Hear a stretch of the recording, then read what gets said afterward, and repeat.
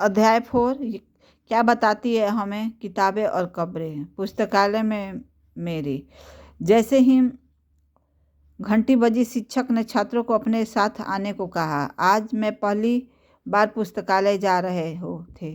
मेरी ने देखा कि पुस्तकालय उसकी कक्षा से काफ़ी बड़ा था। वहाँ किताबों से भरे कई रैक थे। कोने में एक अलमारी थी और जो मोटी मोटी किताबों से भरी थी। मेरी को एक अलमारी खोलने की कोशिश करते देख शिक्षक ने कहा, उस अलमारी में अलग अलग धर्मों से जुड़ी हुई महत्वपूर्ण किताबें हैं। क्या तुम्हें मालूम है कि हमारे पास वेदों का भी संग्रह है। मेरी सोचने लगी, वेद क्या है, चलो पता लगाएं। दुनिया के प्राचीनतम साहित्य स्रोतों में एक। शायद तुमने वेदों के बारे में सुना होगा। वेद 4 हैं, ऋग्वेद, सामवेद, यजुर्वेद, अथर्ववेद। सबसे पुराना वेद ऋग्वेद, जिसकी रचना लगभग 3500 साल पहले हुई। ऋग्वेद में 1000 से ज़्यादा प्रार्थनाएं हैं जिन्हें सूक्त कहा गया है। सूक्त का मतलब अच्छी तरह से बोला गया। ये विभिन्न देवी देवताओं की स्तुति में रचे गए हैं। इनमें से 3 देवता बहुत महत्वपूर्ण हैं, अग्नि, इंद्र और सोम। अग्नि आग के देवता, इंद्र युद्ध के देवता और सोम एक पौधा है जिसे खास पेय बनाया जाता था। वैदिक प्रार्थनाओं की रचना ऋषियों ने की थी। आचार्य विद्यार्थियों को इन्हें अक्षरों, शब्दों और वाक्यों में बांटकर सस्वर पाठ द्वारा कंठस्थ करवाते थे। अधिकांश सूक्तों के रचयिता सीखने और सिखाने वाले पुरुष थे। कुछ प्रार्थनाओं की रचना महिलाओं ने की थी। ऋग्वेद की भाषा प्राक संस्कृत या वैदिक संस्कृत कहलाती है। तुम स्कूल में जो संस्कृत पढ़ते हो उससे यह भाषा थोड़ी भिन्न है।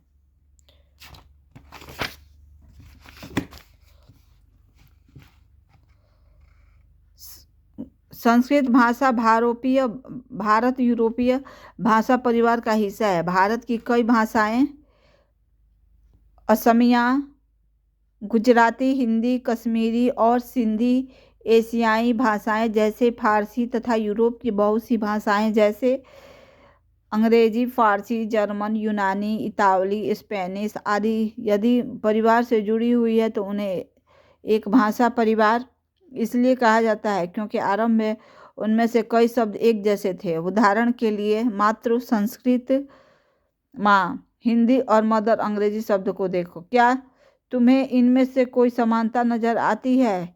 उपमहाद्वीप में दूसरे भाषा परिवार की भी भाषाएं बोली जाती थी।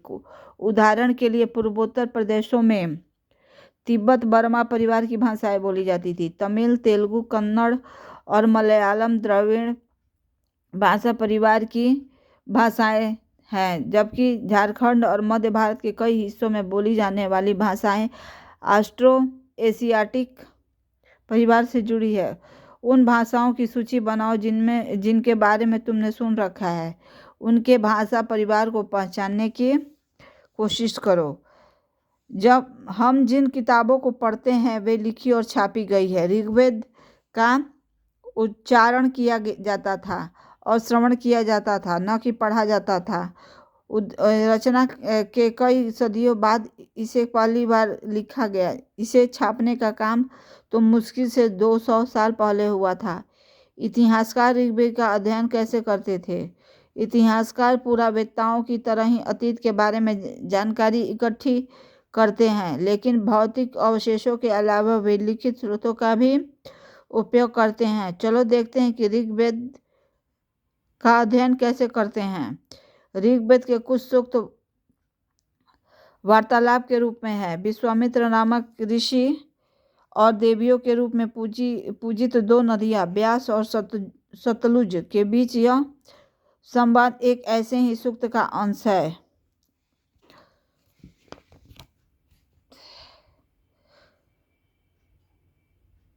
ऋग्वेद की पांडुलिपि का एक पन्ना, ये पांडुलिपि का एक पन्ना है। इसमें देखिए ऐसे है।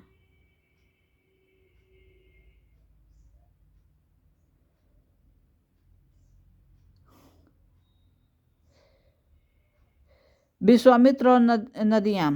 विश्वामित्र, हे नदियों, अपने बछड़ों को चाटती हुई दो दमकती गायों की तरह दो फुर्तीलों घोड़ों की चाल से पहाड़ों से नीचे आओ। इंद्र द्वारा दी हुई शक्ति से स्फूर्त तुम रथों की गति से सागर की ओर बह रही हो। तुम जल से परिपूर्ण हो और एक दूसरे से मिल जाना चाहती हो। नदियाँ, जल से परिपूर्ण हम देवताओं के बनाए रास्ते पर चलती हैं। एक बार निकलने पर हमें रोका नहीं जा सकता है। हे ऋषि, तुम हमसे प्रार्थना क्यों कर रहे हो?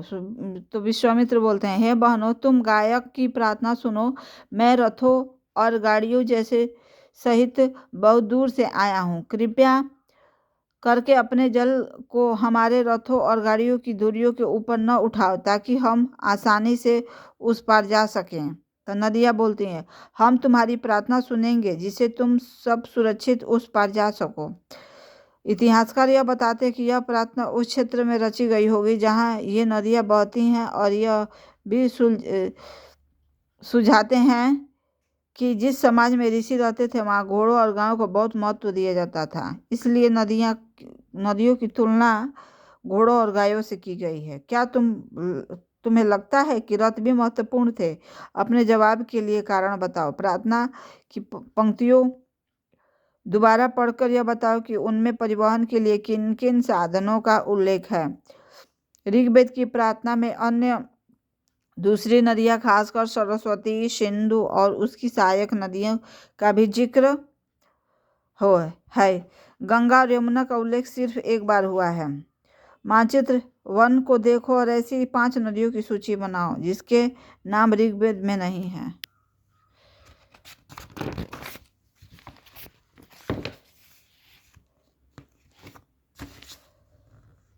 मवेशी, घोड़ों और रथ। ऋग्वेद में मवेशियों, बच्चों, खासकर पुत्रों और घोड़ों की प्राप्ति के लिए अनेक प्रार्थनाएं। घोड़ों की लड़ाई में रथ खींचने के काम में लाया जाता था। इन लड़ाइयों में मवेशी जीत कर लाए जाते थे। लड़ाइयाँ वैसे जमीन के लिए भी लड़ी जाती थी, जहाँ अच्छे चारागाह हो, जहाँ पर जौ जैसी जल्दी तैयार हो जाने वाली फसलों को उपजाया जा सकता हो। कुछ लड़ाइयाँ पानी के स्रोतों और लोगों को बंदी बनाने के लिए लड़ी जाती थी। युद्ध में जीते गए धन का कुछ भाग सरदार रख लेते थे तथा कुछ हिस्सा पुरोहितों को दिया जाता था। शेष धन आम लोगों में बांट दिया जाता। कुछ धन यज्ञ करने के लिए प्रयुक्त होता था। यज्ञ की आग में आहुति दी जाती थी। ये आहुति देवी देवताओं को दी जाती थी। घी, अनाज, कभी कभी जानवरों की भी आहुति दी जाती थी। अधिकांश पुरुष इन युद्धों में भाग लेते थे। कोई अस्थायी सेना नहीं होती थी, लेकिन लोग सभाओं में मिलते जुलते थे और युद्ध व शांति के विषय सलाह मशवरा करते थे। वहाँ ये ऐसे लोगों को अपना सरदार चुनते थे जो बहादुर और कुशल योद्धा थे। लोगों की विशेषता बताने वाले शब्द। लोगों का वर्गीकरण काम, भाषा, परिवार तथा समुदाय, निवास स्थान या सांस्कृतिक परंपरा के आधार पर किया जाता रहा है। ऋग्वेद में लोगों की विशेषता बताने वाले कुछ शब्दों को देखो। ऐसे 2 समूह हैं जिनका वर्गीकरण काम के आधार पर किया गया है। पुरोहित, जिन्हें कभी कभी ब्राह्मण कहा जाता था, तरह तरह के यज्ञ और अनुष्ठान करते थे। दूसरे लोग थे राजा। ये राजा वैसे नहीं थे जिनके बारे में तुम बाद में पढ़ोगी। ये न तो बड़ी राजधानी और महलों में रहते थे, न इनके पास सेना थी, न ही यह वसूलते थे। प्रायः राजा की मृत्यु के बाद उसका बेटा अपने आप ही शासक नहीं बन जाता था। पिछले कुछ अनुभाग को एक बार फिर पढ़ो और यह पता लगाने की कोशिश करो कि राजा क्या करते थे। जनता या पूरे समुदाय के लिए 2 शब्दों का इस्तेमाल होता था। एक जन, जिसका प्रयोग हिंदी और अन्य भाषाओं में आज भी होता है। दूसरा 20, जिसे वैश्य शब्द से निकला है। इस विषय पर तुम अध्याय 5 में विस्तार से पढ़ोगी। ऋग्वेद में 20 और जनों के नाम मिलते हैं, इसलिए उन्हें पुरुजन या विष भरतजन या विष यदुजन विष जैसे कई उल्लेख मिलते हैं। तुम्हें इनमें से कोई नाम जाना पहचाना लगता है? जिन लोगों ने इस प्रार्थनाओं की रचना की वे कभी कभी खुद को आर्य कहते थे तथा अपने विरोधियों को दास तथा दस्यु कहते थे। दस्यु वे लोग थे जो यज्ञ नहीं करते थे और शायद दूसरी भाषाएं बोलते थे। बाद में उस समय दास स्त्रीलिंग दासी शब्द का मतलब गुलाम हो गया था। दास वे स्त्री और पुरुष होते थे जिन्हें युद्ध में बंदी बनाया जाता था। उन्हें उनके मालिक की जायदाद माना जाता था। जो भी काम मालिक चाहते थे उन्हें यह सब करना पड़ता था। जिस युग में उपमहाद्वीप के उत्तर पश्चिम में ऋग्वेद की रचना हो रही थी उसी समय दूसरी जगह पर एक अलग अलग विकास हो रहा था। देखो वहाँ क्या हो रहा था। खामोश प्रहरी कहानी महापाषाणों की। अगले पृष्ठ के चित्रों को देखो। ये शिलाखंड महापाषाण बड़ा पाषाण पत्थर नाम से जाने जाते हैं। ये पत्थर दफन करने की जगह पर लोगों द्वारा बड़े करीने से लगाए गए थे। महापाषाण कब्रें बनाने की प्रथा लगभग 3000 साल पहले शुरू हुई थी। यह प्रथा दक्कन, दक्षिण भारत, उत्तर पूर्वीय भारत और कश्मीर में प्रचलित थी। कुछ महत्वपूर्ण महापाषाण पूरा स्थल मानचित्र 2 में दिखाए गए हैं। कुछ महापाषाण जमीन के ऊपर ही दिख जाते हैं। कुछ महापाषाण जमीन के भीतर भी होते हैं।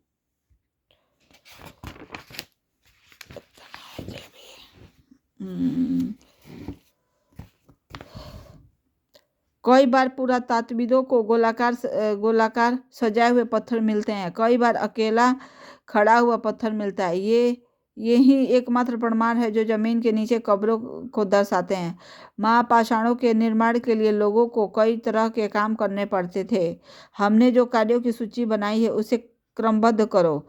गड्ढे खोदना, शिलाखंडों को ढो कर लाना, बड़े पत्थरों को तराशना और मरे हुए को दफनाना।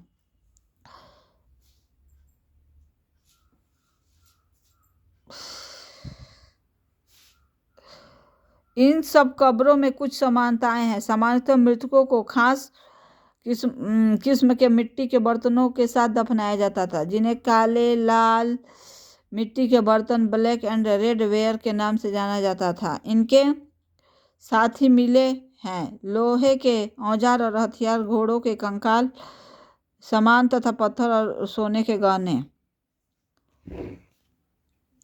लोगों की सामाजिक असमानताओं के बारे में पता करना। पुरातत्वविद यह मानते हैं कि कंकाल के साथ पाई गई कुछ चीजें मरे हुए व्यक्ति की ही रही होगी। कभी कभी एक कब्र की तुलना में दूसरी कब्र में ज़्यादा चीजें मिलती थी। मानचित्र 2 पर पृष्ठ 12 ब्रह्मगिरी को खोजो। यहाँ एक व्यक्ति की कब्र में 33 सोने के मनके और शंख पाए गए हैं। दूसरे कंकालों के पास सिर्फ कुछ मिट्टी के बर्तन ही पाए गए हैं। यह दफनाए गए लोगों की सामाजिक स्थिति में भिन्नता को दर्शाता है। कुछ लोग अमीर थे और कुछ लोग गरीब, कुछ लोग सरदार थे और कुछ दूसरे अनुयायी।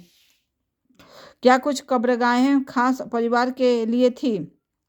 कभी कभी महापाषाणों में एक से अधिक कंकाल मिले हैं। वे यह दर्शाते हैं कि शायद एक ही परिवार के लोग एक ही स्थान पर अलग अलग समय पर दफनाया गया था। बाद में मरने वाले लोगों को पोर्ट होम के रास्ते कब्रों में लाकर दफनाया जाता था। ऐसे स्थान पर गोलाकार लगाए गए पत्थर या चट्टान चिन्हों का काम करते थे जहां लोग आवश्यकतानुसार शवों को दफनाने दोबारा आ सकते थे। इमाम गांव के विशिष्ट व्यक्ति की कब्र। मानचित्र 2 में पृष्ठ 12 इमाम गांव को खोजो। यह भीमा की सहायक नदी घोड़ के किनारे एक जगह है। इस प्रकार 3600 से 2700 साल पहले लोग रहते थे। यहाँ वयस्क लोगों को प्रायः गड्ढे में सीधा लिटा कर दफनाया जाता था। उनका सिर उत्तर की ओर होता था। कई बार उन्हें घर के अंदर ही दफनाया जाता था। ऐसे बर्तन जिनके शायद खाना और पानी हो दफनाए गए शव के पास रख दिए जाते थे। एक आदमी को 5 कमरे वाले मकान के आंगन में 4 पैर वाले मिट्टी के एक बड़े से संदूक में दफनाया गया था। बस्ती के बीच में बसा यह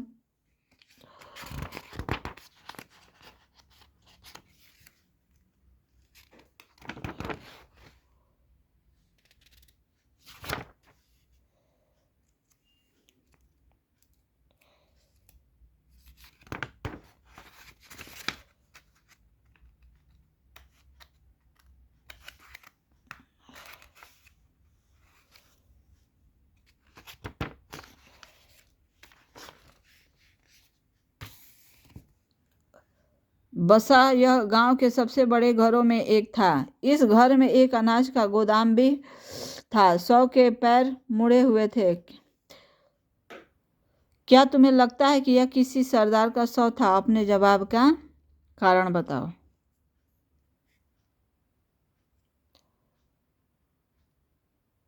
इमाम गांव के लोगों के काम धंधे। इमाम गांव में पुरातात्विदों को गेहूं, जौ, चावल, दाल, बाजरा, मटर और तिल के बीज मिले हैं।